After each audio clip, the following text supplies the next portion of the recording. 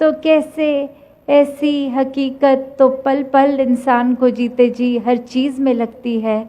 आज स्कूल हैं तो मन यही मानता है कि ये स्कूल की लाइफ ही एक हर समय ऐसी होगी। आगे बढ़ चढ़ के कॉलेज और कामकाज, फिर वही एक हकीकत लगने लग जाता है कि जीवन बस अब यही है। कोई सामान घर में आता है या घर थोड़ा अपग्रेड होता है, फिर वही इतनी खुशी देने लग जाता है। वही हर समय लगता है कि बस हर चीज़ अब हर समय ऐसी ही होगी, वो सच्चाई लगने लगती है।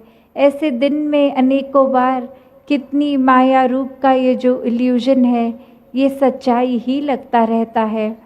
और वाकई में तो ये सच्चाई नहीं है, ये सिर्फ एक सपना मात्र, क्षणभंगुर अभी है, अगले पल नहीं है। तो ऐसी एक दुनियावी झूठ को इंसान सच्चाई मान बैठा है। और वहीं संत हमेशा से चेतन करते हैं कि असली सच्चाई को अपने पल्ले में डाल लो, असली सच्चाई का संग कर लो। एक असली सच्चाई ये परमात्मा, इसको देखकर इसको हर जगह फिर देखो, हर समय में देखो, एक प्यार मन में स्वयं ही बस जाएगा। ये जैसे एक बात होती है, जितना आध्यात्मिक इंसान होता है उतना ही वो असली मनुष्य कहलाने लायक भी हो जाता है। और वो इसलिए नहीं कि ये बचपन से अच्छाइयाँ सीखी हैं, पर इसलिए कि जिस दिल में, जिस आचरण में प्रभु समाया है, उसमें तो फिर गुण स्वयं बसेंगे ही। फिर ये कोई बाहर से सीखी हुई शिक्षा नहीं रह जाती, फिर ये अंदर से बाहर का एक ये जो जर्नी है, फ्रॉम इनसाइड टू आउटसाइड, तो अंदर से भी दिल ये महक उठेगा और बाकी अपने कर्मों में भी ये जीवन महक उठेगा। ये बोली भी मधुर हो जाएगी। ये जीवन के हर पल में सिर्फ भक्ति भाव, प्रेम भाव, मन का इतना विशाल होना कि हर किसी के एक अलग अलग नज़र आने पे अलग अलग होने की वजह को ये मन स्वयं ही अपने जैसा मान लेता है। इसलिए अगर एक लॉजिकली देखें तो एक हर कोई अलग है, फिर क्यों संतों को हर कोई एक परमात्मा का ही रूप लगता है? क्योंकि वो परमात्मा से सच्चाई से जुड़ गए हैं।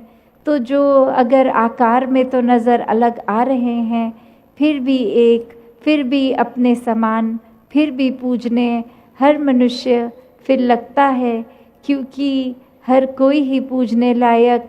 ये संत जिनके भी जीवन में आकर ये ब्रह्म ज्ञान जिनके जीवन में आता है, वो इंसान स्वयं ही किरदार से फिर एक महान बन जाता है।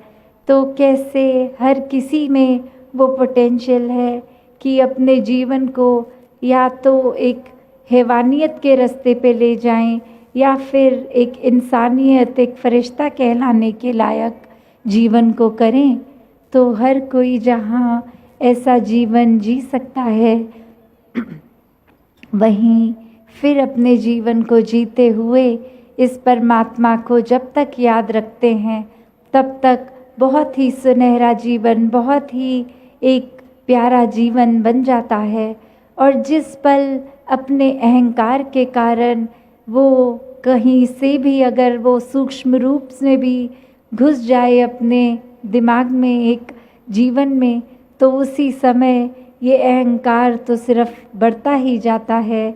तो कैसे अपने जीवन में सिर्फ प्राथमिकता जब इस परमात्मा को देंगे, और वो भी कुछ अनुमान से नहीं कि परमात्मा ये है वो है, एक परमात्मा को अपने सामने हाजिर नाजिर, एक बिल्कुल ही हर पल में देखने वाला जो रूप, ये निराकार, जब ब्रह्म ज्ञान से इस निराकार को देखेंगे, तो ही ये परमात्मा हर समय के लिए जीवन में उतरेगा।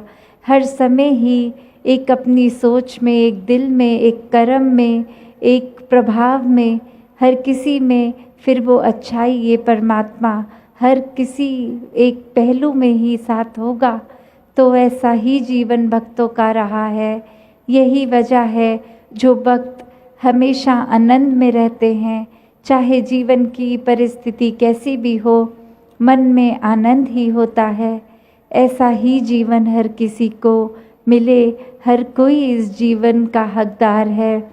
बस मन में वो जिज्ञासा ये परमात्मा को देखने की, और फिर जब देख लिया तो फिर हर पल इसका संग है, फिर कोई दुनिया का रंग नहीं चढ़ता। तो ऐसा ही जीवन हर किसी के हिस्से आए। सात संगत जी, धन निरंकार जी।